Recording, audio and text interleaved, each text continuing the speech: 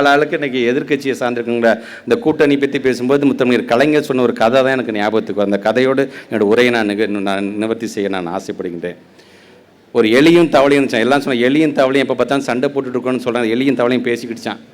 என் காலையும் உன் காலையும் நம்ம கட்டி போட்டுக்கலாம், நம்ம சண்டையை இப்போ நம்ம ஒத்துமையாக இருக்குங்கிறத நம்ம காட்டலாம் உலகத்துக்கே என்று சொல்லிட்டு எங்கே போனாலும் ஒன்றாவே இருந்துச்சு. இது காலையும் அது காலையும் கட்டி போட்டு எங்கே போனாலும் ஒன்றாவே சுற்றிக்கிட்டே இருந்துச்சுக்கலாம்.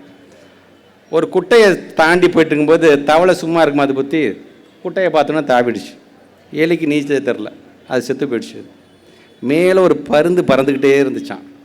அது பார்த்தோன்னா எலி மட்டும் அது கண்ணுக்கு தெரிஞ்சு, ஆஹா எலி நமக்கு ஒரு பெரிய இறை நம்ம கிடச்சி கொண்டு வந்து அந்த எலியை தூக்கிட்டு போயிடுச்சான். பறந்து தூக்கிட்டு போகும்போது ஆஹா நம்ம ஒரு இறைக்கு 2 இறையாக கிடச்சிருச்சுதா, உயிரோட தவளையும் கிடச்சிருச்சு, நமக்கு செத்த எலியும் கிடச்சிட்டா அந்த பருந்து நினச்சான்.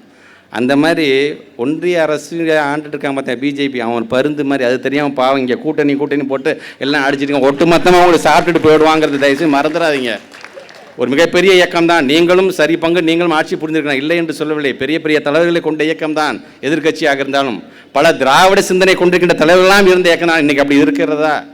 ஒட்டுமொத்தமாக உங்கள் கூட்டணியை இன்றைக்கி தூக்கிட்டு போகிற பருந்து அது காத்துட்ருக்கு. தயவு செய்து அதற்கு நீங்கள் இடம் கொடுத்து விடாதீர்கள் என்று சொல்வதற்காக தான் இதை நான் சொல்கிறேன், தவிர வேறு அல்ல. அதுவும் முத்தமிழர் கலைஞர் சொன்ன கதையை சொல்லி நிறைவு செய்வது சரியாக இருக்கும் என்ற விதத்தில் தான் இதை நான் சொல்லியிருக்கின்றேன். ஆக அந்த விதத்தில் தமிழ்நாடு போராடும், தமிழ்நாடு வெல்லும், உழைப்பது நாமாக இருப்போம், உதிப்பது உதயசூரியனாக இருக்கட்டும் என்று சொல்லி நிறைவு செய்கிறேன்.